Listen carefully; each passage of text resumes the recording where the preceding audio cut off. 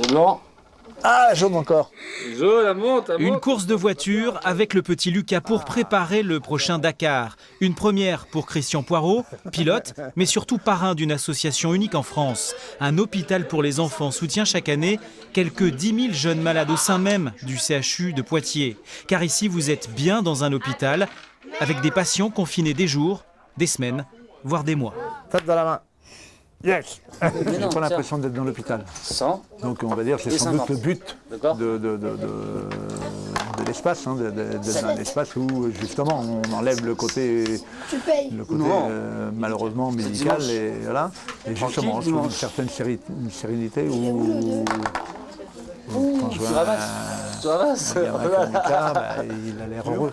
Et puis j'ai... Le projet Dakar s'est imposé comme une évidence pour l'association. Il permet de récolter de l'argent, 1 euro par kilomètre parcouru, mais l'objectif est aussi pédagogique.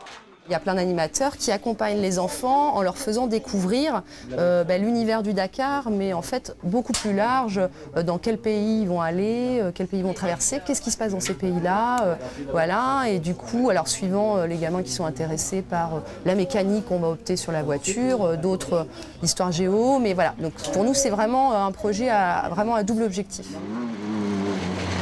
La machine à récolter des fonds, la voici.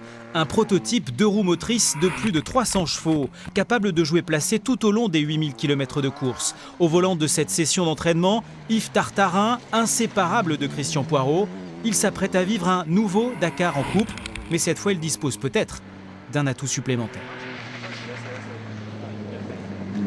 Le gros avantage cette année qu'on n'a pas depuis les 14 dernières éditions à laquelle on a participé, c'est qu'on va avoir un véhicule d'assistance sur la piste. Et nos derniers échecs retentissants, on avait la même fougue, on avait les mêmes moyens, pour des bricoles, on a abandonné parce qu'on n'avait pas les moyens d'avoir l'assistance sur la piste comme 80% des concurrents. Cette année, on l'a, en plus d'une structure officielle. Donc, faut pas qu'on loupe le rendez-vous. Yves, Christian, Lucas et les enfants du CHU de Poitiers nourrissent finalement un rêve commun.